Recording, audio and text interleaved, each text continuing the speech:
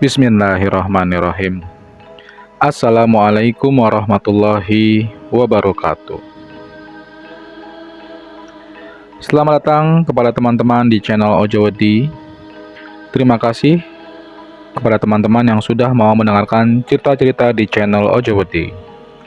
Dan tak lupa kami ucapkan terima kasih juga kepada teman-teman yang sudah mensupport cerita-cerita di channel Ojowedi agar channel ini makin berkembang. Baiklah teman-teman, seperti biasa, jika sudah siap, selamat mendengarkan.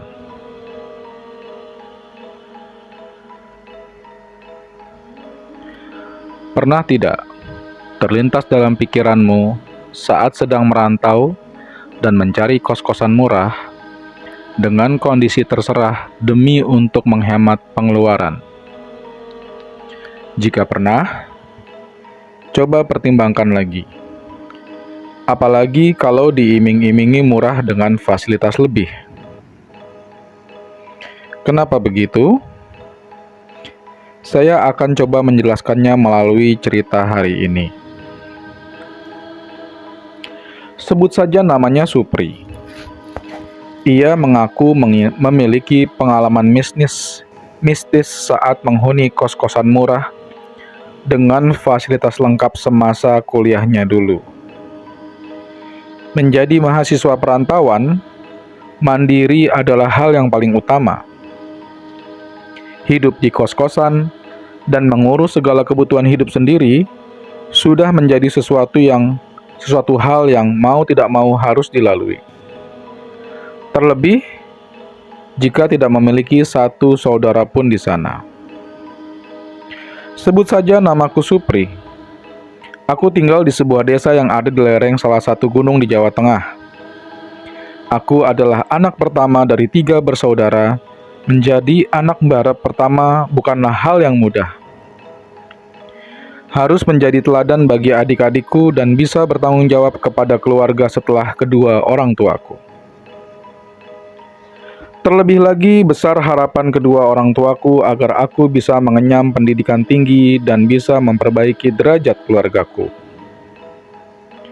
Saat usiaku menginjak 18 tahun, setelah lulus dari SMA, aku merantau ke kota yang terkenal dengan sebutan Kota Atlas untuk mengenyam pendidikan tinggi di sana. Aku diterima di salah satu kampus besar yang letaknya di pinggiran kota dan di dataran atas kota tersebut. Hari itu hari Kamis di bulan Juli. Aku lupa tanggalnya tanggal berapa. Berbekal tas yang berisi pakaian dan segala kebutuhanku, serta berbekal restu kedua orang tua dan adik-adikku, ku beranikan melangkahkan kaki sendiri untuk menuntut ilmu. Bapak ibuku menasihatiku sebelum melepaskanku berangkat. Nasihat layaknya orang tua kepada anaknya yang menjadi harapan besarnya nanti. Aku pun terus mengiyakan perkataan mereka dan berusaha mengingatnya dalam-dalam. Ojo lali sholat, nek ono opo-opo bapak karo ibu dikabari. Jangan lupa sholat ya nak. Kalau ada apa-apa bapak ibu diberi kabar.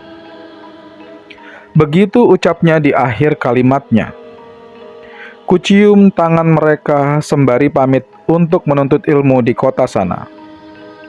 Assalamualaikum, ucapku sambil menarik gas motorku. Dengan membawa motor tua milik bapakku dulu, aku mulai perjalananku melintasi jalanan Pantura yang teramat sangat panas. Hingga saat hendak sampai, ku tepikan kendaraanku. Ku buka telepon genggam milikku, lalu ku cari kontak dengan nama Baskoro. Ya, Baskoro adalah kawanku yang tinggal tak jauh dari rumahku di kampung. Dari Baskoro lah aku mendapatkan banyak informasi mengenai kota yang akan menjadi tempat hidupku beberapa tahun ke depan. Halo Pri, sampai mana kamu? tanyanya dalam panggilan telepon. 30 menitan lagi sampai. Gimana soal kos-kosannya, bro? Nanti bisa langsung ditempati? Tanyaku. Ya, aku memanggil Baskoro dengan sebutan bro. Selain agar kekinian, kurasa bro lebih cocok apabila aku harus memanggilnya dengan satu suku kata di depan namanya Bas atau di belakang namanya Ro. Tenang aja Pri, nanti kita lihat saja dulu. Kalau cocok, ya sok tempatin langsung, katanya. Selepas menutup panggilan, kembali kusela motor dan menarik gas menuju kos-kosan Baskoro. Kota ini sangat panas sekali. Kendaraan lalu lalang juga sangat banyak. Semoga saja aku bisa betah hidup di kota ini, pikirku di sepanjang jalan menuju kos Baskoro. Sesampainya di tempat Baskoro, hari sudah sore. Ternyata ia di sini kos sekamar dengan temannya satu jurusan. Mas, sapaku sambil tersenyum. Saya Supri, tambahku. Oh iya mas, saya Ipul, katanya. Ini kawanku dari kampung Pul, ucap Baskoro. Di situ aku hanya menghela nafas sebentar dan makan makanan yang sebelumnya Baskoro bungkuskan untukku. Waktu menunjukkan pukul 15.30. Baskoro lantas mengantarkanku ke rumah kos yang sudah dicarikannya untukku. Kali ini aku membonceng di belakang, jelas karena Baskoro yang mengetahui jalannya.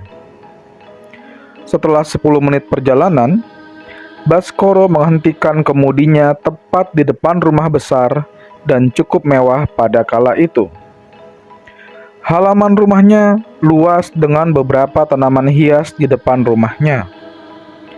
Di salah satu pagarnya tertempel tulisan, "Terima kos-kosan," disertai nomor teleponnya. Ini rumahnya bro, kos putra apa campur? Tanyaku. Iya, ini kos-kosan yang aku carikan untukmu. Kayaknya sih campur, sesuai kok dengan budgetmu. Serius? Rumah sebesar ini? Jawabku ragu. Karena kala itu aku meminta Baskoro mencarikanku kos dengan budget tidak lebih dari 200.000. Emangnya dapat dengan uangku yang cuma 200.000, tambahku. Iya, kemarin aku udah kesini. Soalnya ada katingku yang ngekos nggak jauh juga dari sini dan dia yang ngasih tahu. Agak lama kami berdua menunggu pemilik kos membukakan gerbang rumahnya. Hingga akhirnya seorang wanita renta keluar dari pintu rumah. Ia pun membukakan gerbang dan mempersilahkan kami berdua masuk. Kamu yang kemarin sini ya mas? Jadi mau kos di sini? Tanya wanita tersebut. Oh iya, Bu Asri. Yang kos ini teman saya, ucap Baskoro. Oh, namanya Bu Asri, batinku. Aku pun tersenyum kepadanya. Beliau langsung mengantarkanku melihat-lihat kamar kosnya. Beliau menuntun kami menuju belakang rumahnya. Ternyata kamar kos-kosannya berada di belakang rumahnya. Dari sini baru terlihat jika rumah ini memiliki cukup banyak kamar kos yang terdiri dari 2 lantai dengan beberapa fasilitas umumnya. Di antaranya 4 kamar mandi yang masing-masing 2 kamar mandi di atas dan 2 kamar mandi di bawah, serta dapur umum yang biasa dipakai penghuni kos bersama-sama. Beliau membawaku ke lantai 2. Tangga di sini bentuknya melingkar, jadi aku harus berputar 2 atau 3 kali menaikinya untuk sampai ke atas. "Monggo mas, dilihat-lihat dulu kamarnya," ucapnya sesaat setelah membukakan pintu kamar bertuliskan angka 7. Semua terlihat normal dan seperti kos-kosan pada umumnya. Tidak ada yang aneh dan terlihat janggal saat itu. Yang janggal hanyalah harga sewa kos ini yang menurutku cenderung lebih murah dari kos-kosan seukuran yang lainnya. "Berapa sebulannya, Bu?" tanyaku basa-basi. 200.000 saja, Mas. Sudah gratis listrik dan air, jawabnya. Aku menelan ludahku sendiri, kaget dengan harga sewanya yang murah dengan disertai fasilitas yang cukup memadai. Tak perlu memakan waktu lama, aku langsung menyetujuinya dan langsung akan tinggal di kos ini mulai hari ini. "Ini Bu, uang sewanya," ucapku sambil menyerahkan 2 lembar uang berwarna merah kepadanya. "Iya mas, makasih ya. Silakan kalau mau masak dapurnya di lantai 1 dan kamar mandinya di ujung sana. Kalau ada apa-apa bilang Bu Asri saja. Rumah ibu yang di depan ini," pungkasnya.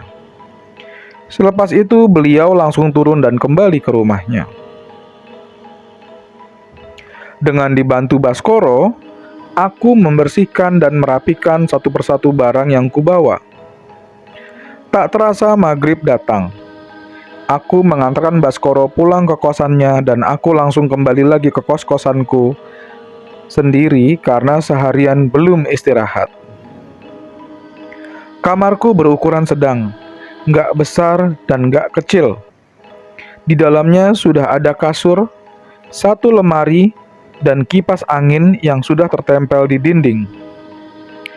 Sesampainya di kos, aku menyempatkan mandi sebelum beristirahat. Letak kamar mandi berada di ujung lantai 2.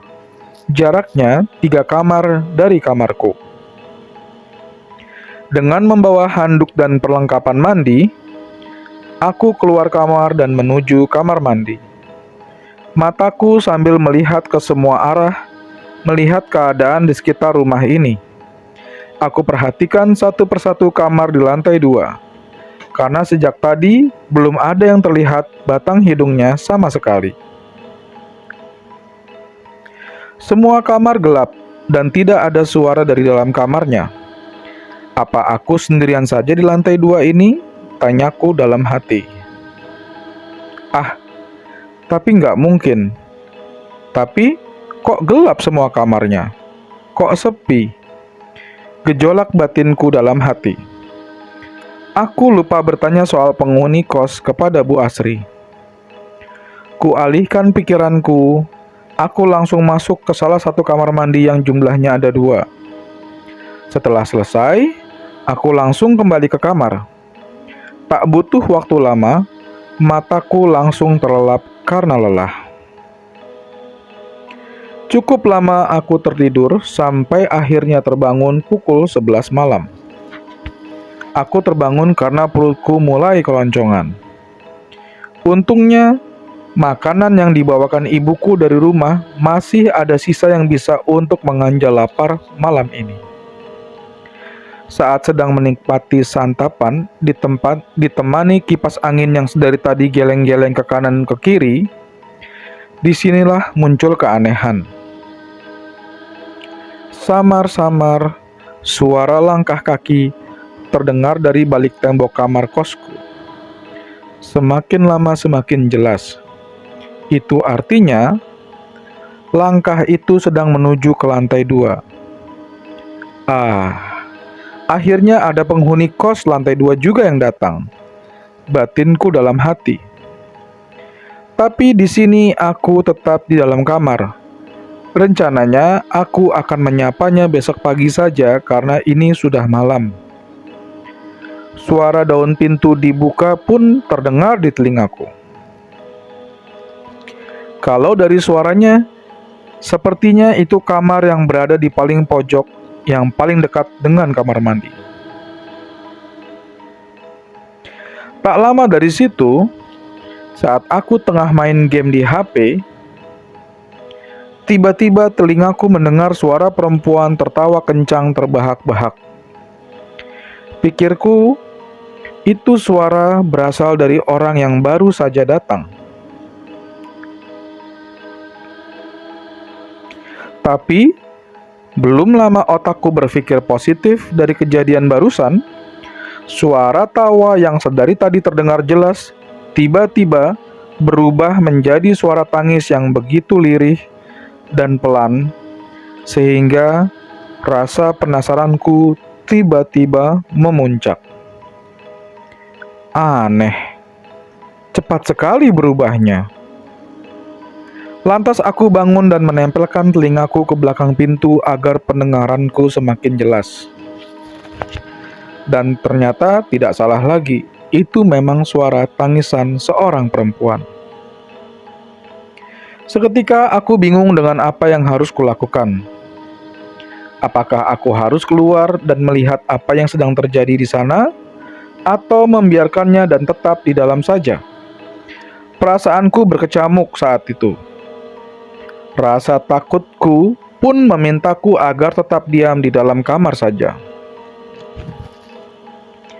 Tapi rasa penasaranku semakin tinggi, meski rasa takut juga menyelimuti.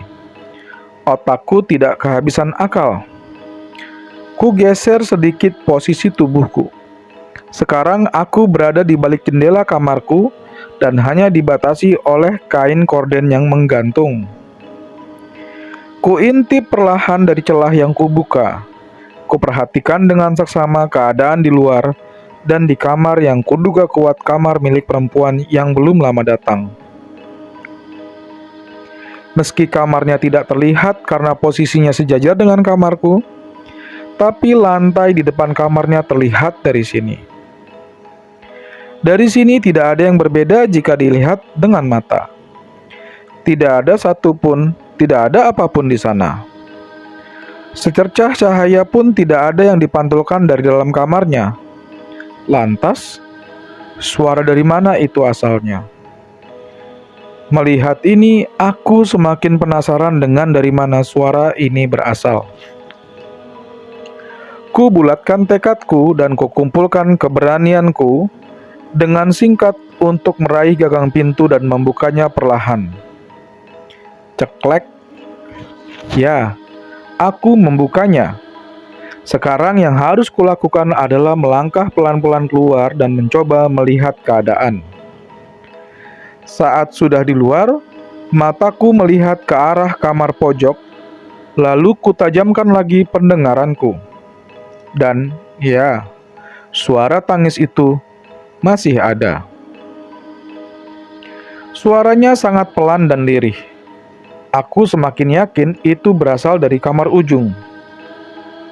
Tapi setelah aku lihat di kamar itu gelap, seperti tidak ada orang di dalamnya, aku berdiam sejenak memikirkannya. Angin malam tiba-tiba berhembus menyentuh pori-pori kulitku, sehingga membuatku merinding seketika. Seketika itu pula aku masuk ke dalam kamar dan menutup pintu. Langsung kurebahkan badanku di atas ranjang yang baru kutiduri beberapa jam itu. Di antara rasa takut yang menyelimuti, aku berusaha berpikir jernih. Barangkali suara itu berasal dari penghuni kos di lantai bawah. Tapi, aku tiba-tiba teringat kalau malam ini adalah malam Jumat.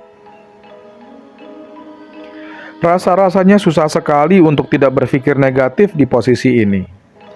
Aku berusaha memejamkan mataku untuk tidur malam ini. Beruntung, rasa lelah yang masih menempel membuatku mampu tertidur dengan cepat. Malam itu adalah malam pertama yang cukup menegangkan di kos-kosan ini.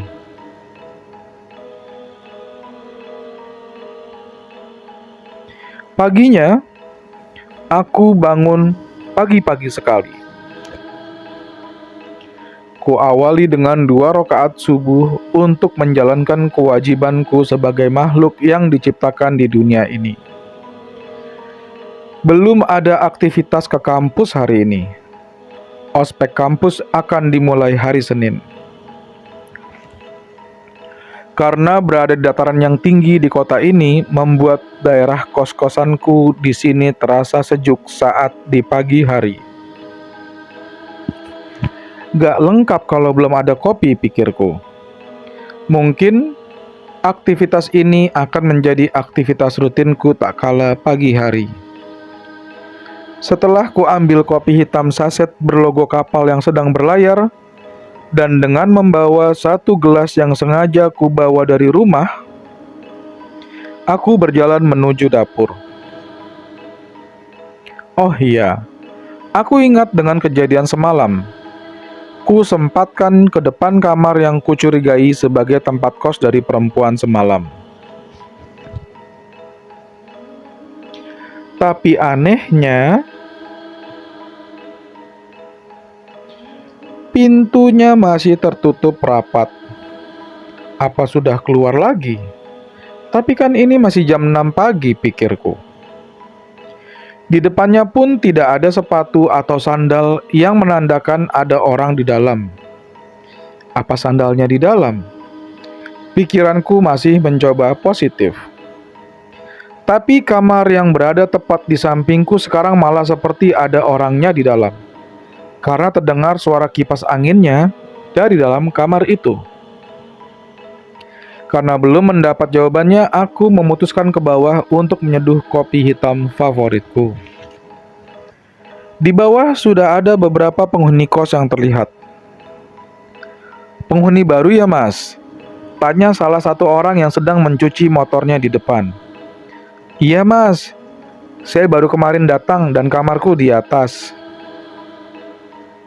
"Oh iya, panggil saja aku Supri, Mas," tambahku sambil memperkenalkan diri. "Oh, pantas saja aku nggak tahu. Datangnya kemarin. Namaku Chandra. Mahasiswa baru di situ ya?" tanyanya. "Hehehe, iya Mas," jawabku menyeringai. Setelah ngobrol panjang, ternyata dia juga mahasiswa satu kampus denganku dan sudah masuk tahun ketiga di sana. Aku memanggilnya Mas Chandra, dan dia adalah teman pertamaku di kos-kosan ini. Saat menunggu air mendidih di dapur, kulihat satu persatu penghuni kos di bawah mulai menampakkan batang hidungnya. Ternyata ada dua perempuan juga di sana. Namanya Mbak Siswi dan Mbak Agil. Di hari kedua, mereka bertiga yang sudah kukenal. Di atas, di depan kamar, sambil menikmati kopi, sambil melupakan kejadian semalam, dan masih ditemani sejuknya udara pagi dan hangatnya cahaya mentari pagi ini, sampai akhirnya, ceklek, suara gagang pintu. Keluar seseorang dari samping kamarku. Ternyata, dia namanya Mas Ari, pemuda yang bekerja tak jauh dari sini. Hari berikutnya kujalani di kos ini, sampai hari pertamaku ospek. Tidak ada lagi hal yang aneh yang kutemui. Pikirku kejadian kemarin merupakan ucapan selamat datang untukku. Dan aku tidak ingin memikirkannya begitu dalam agar hidupku tenang di kos ini. Tapi ternyata aku salah. Seiring berjalannya waktu, keanehan dan kejanggalan itu kembali datang. Kala itu, malam hari di minggu kedua, aku tinggal di kosan itu. Sepulang dari kampus, aku makan dulu di perjalanan.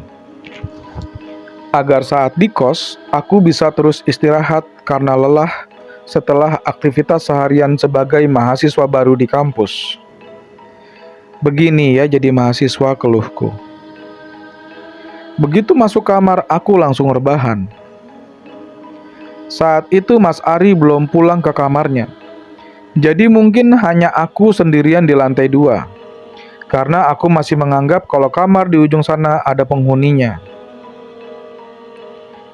Ya, walaupun antara yakin dan tidak yakin karena aku hanya mendengar suaranya saja waktu itu.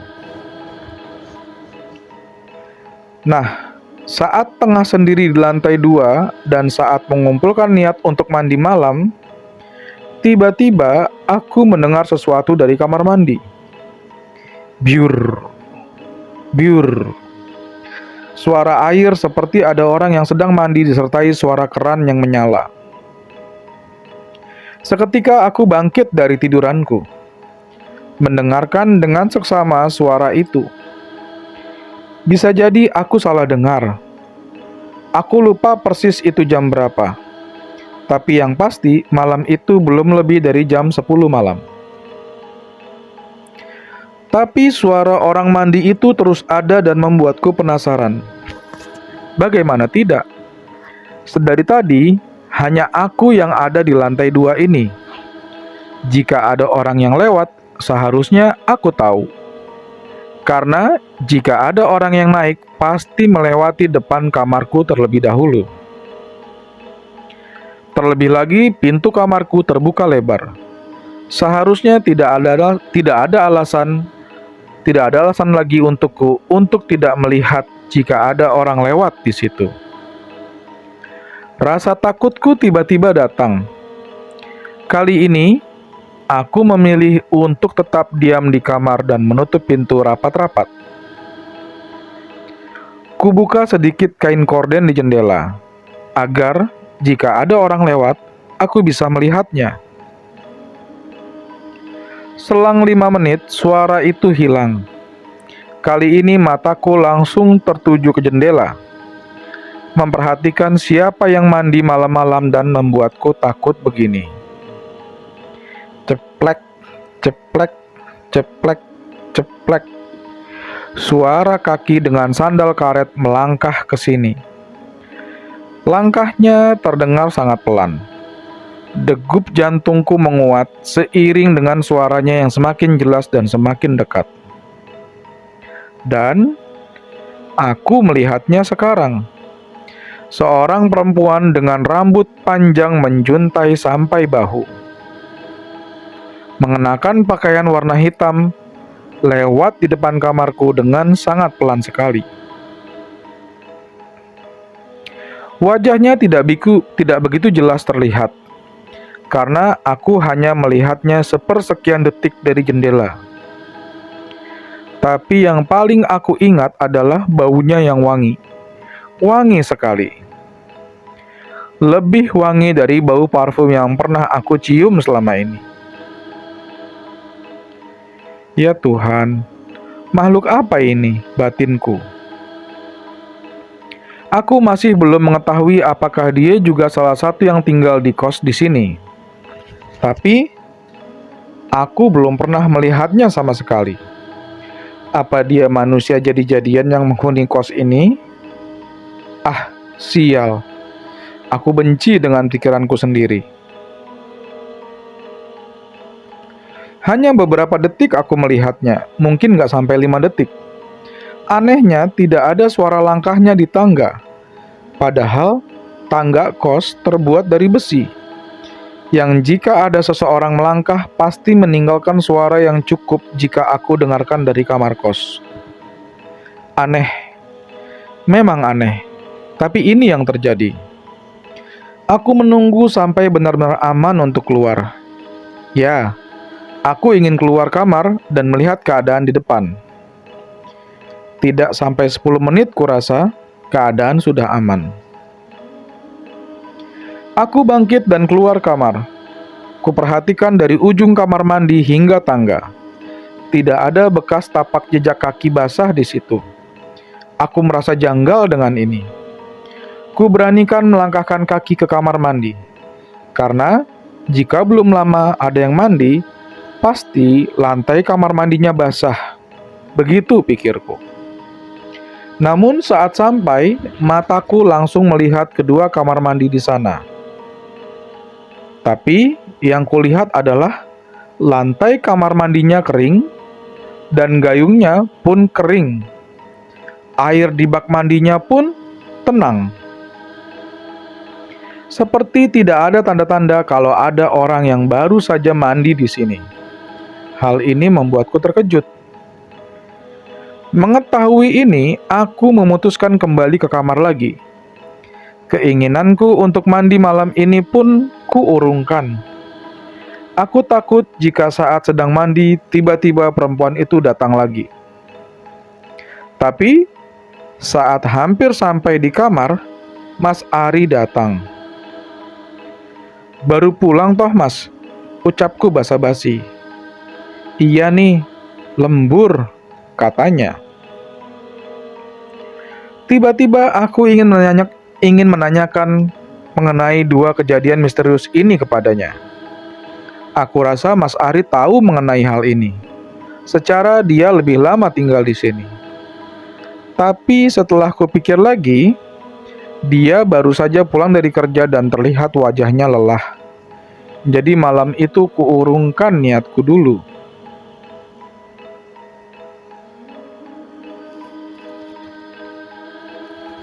Seiring berjalannya waktu, aku semakin kenal dengan semua penghuni kos. Tidak hanya itu, seiring berjalannya waktu juga, gangguan-gangguan serta keanehan-keanehan sering kali datang kurasakan. Dan saat datang, seringkali saat aku sendirian di lantai 2 ini. Tapi gangguan dan keanehan itu tidak kuanggap serius. Batinku selalu berhasil meyakinkanku untuk tetap berani dan biasa saja. Contoh gangguan-gangguannya adalah suara tangga yang seperti ada yang datang sementara tidak ada orang. Sepatuku yang sering pindah tempat saat aku bangun pagi, dan suara burung gagak yang hanya datang saat malam hari, dan sampai saat 1,5 bulan kos di sini, aku belum pernah sekalipun melihat sosok perempuan yang tinggal di kamar ujung dekat kamar mandi. Singkat cerita, hari Minggu datang. Aku libur dari aktivitas kampus. Dan saat aku tengah menikmati kopi pagiku, kulihat Mas Ari juga sepertinya sedang tidak lembur hari ini. "Libur, Mas?" tanyaku. "Iya, libur, Pri," jawabnya. "Mas, sebenarnya yang di lantai 2 ini ada berapa orang sih?" "Yang kos di lantai 2 maksudmu?" tanyanya. Aku mengangguk. "Cuma kita berdua lah, Pri," tandasnya. Jawaban Mas Ari mampu membuat jantungku tiba-tiba berdegup. "Serius, Mas?" tanyaku ragu. "Iya. Aku senang pas kamu di sini. Aku jadi ada temannya menghuni di lantai 2 ini." Ingin langsung kulontarkan pertanyaan itu, tapi masih kutahan-tahan. Aku bingung harus memulainya dari mana. Takutku, aku dikira sok tahu atau hanya halusinasiku. "Mas, selama di sini ada pernah nemu hal-hal aneh nggak?" "Enggak sih," jawabnya singkat dan tiba-tiba raut mukanya berubah. "Memang kenapa, Pri?" "Tanya aja, Mas, hehehe." Setelah itu aku ganti topik obrolan, karena sungkan jika bertanya terus soal ini. Aku mau langsung mencoba cerita ke puncak ketakutanku, yang membuatku memutuskan untuk pindah dari kos angker ini. Kala itu hari baru saja gelap. Aku yang baru bangun tidur sejak pulang kuliah siang merasa badanku lengket dan gatal sekali. Tanpa berpikir, aku langsung mengambil alat mandi dan handuk, langsung bergegas menuju kamar mandi. Mungkin ada yang bertanya apakah aku tidak takut setelah kejadian kemarin? Jawabannya tentu saja aku takut. Tapi keberanian dan mentalku masih ada untuk menepis segala ketakutan yang datang. Hingga pada saat ini, keberanianku hampir hilang seluruhnya dan tergantikan dengan gelapnya ketakutan yang teramat sangat. Biur, biur. Kusiram seluruh badanku dengan air. Segar sekali rasanya. Terlebih untukku yang baru saja bangun tidur. Tapi, gak lama kemudian, ada suara yang tak asing sampai di telingaku. Ya, suara lirih tangisan malam itu kembali kudengar. Bedanya, dari sini suaranya lebih keras jika dibandingkan dari kamar. Jantungku langsung berdetak kencang. Kubuka keran air maksimal agar suara tangisan itu tidak sampai di telingaku. Tapi sial, suara itu masih terdengar. Kali ini suaranya semakin keras dan perlahan semakin keras lagi. Kali ini aku semakin yakin jika ini bukanlah ulah manusia iseng terhadapku. Tidak mungkin Mbak Siswi atau Mbak Agil ke atas hanya untuk iseng kepadaku. Saat itu aku langsung mengenakan pakaianku. Gak peduli aku belum mengeringkan badanku. Saat sudah dan akan keluar, langkah kecilku terhenti. Bagaimana jika perempuan itu berada di depan kamar mandi dan siap untuk menangkapku? Batinku bergejolak. Batinku benar-benar diselimuti keraguan dan ketakutan. Aku tidak mungkin terus bertahan di kamar mandi sampai dia menghilang. Apalagi ini baru saja gelap. Kalau kata orang tua dulu, inilah waktu yang tepat untuk hal-hal gaib datang menghampiri manusia. Terlebih lagi ini adalah kamar mandi, tempat di mana mereka senang untuk bersemayam. Butiran keringat sebesar biji jagung menetes deras dari balik bajuku, bercampur air yang sejak tadi tidak kukeringkan. Kuhela nafasku berkali-kali agar tetap tenang, tapi tetap saja aku tidak bisa tenang. Siapa juga yang bisa tenang berada di posisi ini? Saat ku mantapkan hati dan memberanikan diri untuk keluar, tiba-tiba suara tangis itu berubah menjadi suara tawa melengking yang sangit saat didengarkan. Suara itu keluar seiring dengan pintu kamar mandi yang sudah kubuka sedikit. Aku semakin terperanjat ketakutan mendengar itu.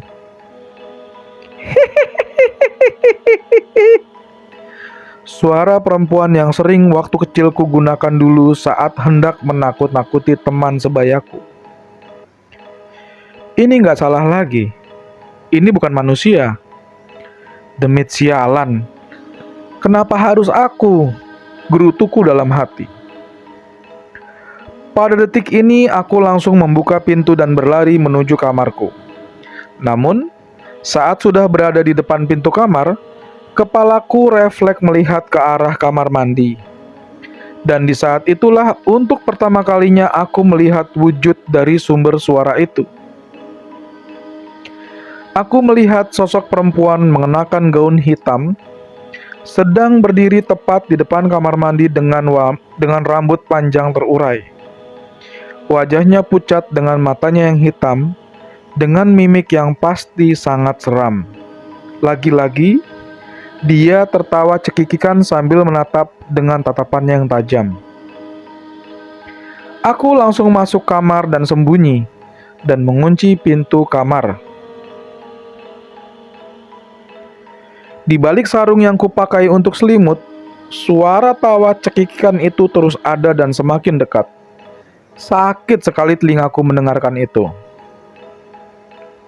Hingga tiba-tiba suara itu hilang. Aku sedikit lega.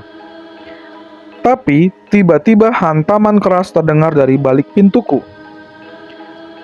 Aku semakin takut.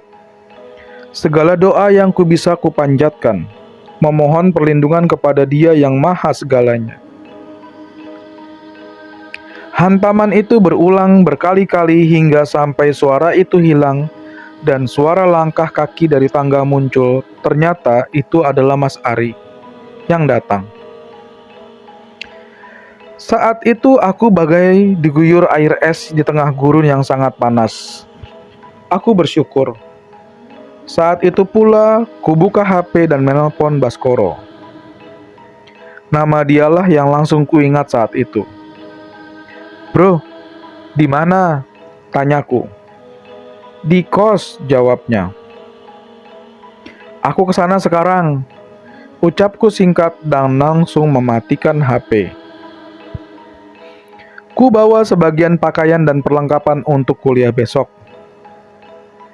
Aku langsung turun dan mau menginap di kos Baskoro malam ini. Saat di depan gerbang, kulihat Bu Asri di depan rumah melihat aku keluar. Aku tersenyum padanya untuk sekedar menyapa. Saat tiba di tempat Baskoro, "Sialan, kamu carikan aku kos kok kayak gitu? Pantas aja murah," makiku kepadanya. "Loh, ada apa? Aku kenapa?" tanyanya. "Jangan pura-pura deh. Kosan itu banyak setannya. Berkali-kali aku kena ganggu di sana," ucapku. "Hah? Serius? Aku nggak tahu, Pri," jawabnya. Singkatnya, Baskoro juga tidak mengetahui cerita di balik kosan itu. Baskoro lalu meminta maaf padaku untuk itu. Malam ini aku menginap di kamarnya bertiga dengan teman sekamarnya. Entah sampai kapan di sini. Paling tidak aku pergi dulu dari kos-kosan laknat itu, pikirku. Selang 2 hari aku beranikan diri kembali ke kos itu sendiri. Kala itu siang hari. Kali ini aku mau mencari tahu tentang kos ini dengan cara bertanya kepada ibu-ibu warung yang tak jauh dari rumah kosku. Sebut saja namanya Bu Laksmi. "Bu, biasanya ya," ucapku, karena dia sudah hafal dengan pesananku. Setelah makan, ku mulai percakapannya. "Bu, aku mau tanya. Sebenarnya kosku itu ada apanya sih?" tanyaku. "Maksudnya gimana, Pri?" tanya Bu Laksmi belum paham. Lantas aku menceritakan semua pengalamanku selama tinggal di situ. "Oh, jadi kamu sudah merasakannya?" tanya Bu Laksmi. Aku mengangguk. "Ini yang ibu tahu aja ya, Pri," singkatnya. "Dulu pernah ada yang kos di situ perempuan, tapi ibu nggak tahu siapa namanya. Dulu dia meninggal di kamarnya. Katanya sih karena diguna-guna orang gitu, kayak santet lah. Karena ada yang suka sama dia, tapi dia menolak orang itu. Dia meninggal di situ?" tanyaku. Bu Asri juga taunya saat sudah meninggal, baru tahu, kata Bu Lasmi. Aku melongo mendengar cerita Bu Laksmi. "Cerita ini beneran kan, Bu?" tanyaku untuk meyakinkan lagi. "Iya, Pri. Dulu ibu sempat lihat ke sana saat jasad perempuan itu dijemput ke rumah sakit dan keluarganya." "Kamu diganggu ya di sana?" tanya Bu Laksmi. "Di situ emang sering begitu, kalau orang-orang baru pasti nggak tertahan lama," tambahnya. Singkat cerita, mengetahui fakta ini membuatku untuk segera pindah dari kosku itu. Beruntungnya, saat itu kosku hampir habis 3 hari lagi, jadi aku tidak rugi uang dan waktu untuk ini. Setelah dari warung Bu Laksmi, aku kembali ke tempat Baskoro untuk meminta bantuan pindahan besok hari. Saat itu pun Baskoro kuceritakan mengenai cerita kelam di balik kos itu. Ia pun terkejut mendengarnya dan kembali meminta maaf kepadaku. Saat pindahan aku pamit hanya dengan Mas Ari dan Bu Asri. Kepada mereka aku beralasan kalau aku diajak sewa kontrakan dengan teman satu kelasku yang lebih dekat dari kampus. Kulihat wajah Bu Asri saat itu tampak curiga terhadapku. Seperti mengetahui alasan sebenarnya kenapa aku pindah dari kos-kosannya itu. Setelahnya, aku menginap dulu di kos-kosan temanku dan barangku kutitipkan dulu di kos Baskoro. Dan selang 3 hari, aku baru mendapatkan kos baru yang jauh lebih nyaman, aman, dan tentu tidak angker. Ya, walaupun sedikit lebih mahal, yang penting aku bisa hidup lebih tentram. Jadi teman-teman, bagi kalian yang sedang atau akan merantau keluar daerah, Jangan dulu tergiur oleh harga sewa kontrakan atau kos saat hendak mencari tempat untuk bernaung. Cari tahu juga tentang asal-usulnya atau cerita di baliknya. Pastikan jika itu murah, kenapa bisa murah? Karena kalau ternyata murah karena hal-hal yang seperti tadi yang ku hadapi, itu sama saja seperti tertipu. So, teman-teman, pastikan lebih berhati-hati dalam memilih kos-kosan ya, teman-teman. Terima kasih telah mendengarkan cerita-cerita di channel Ojowedi.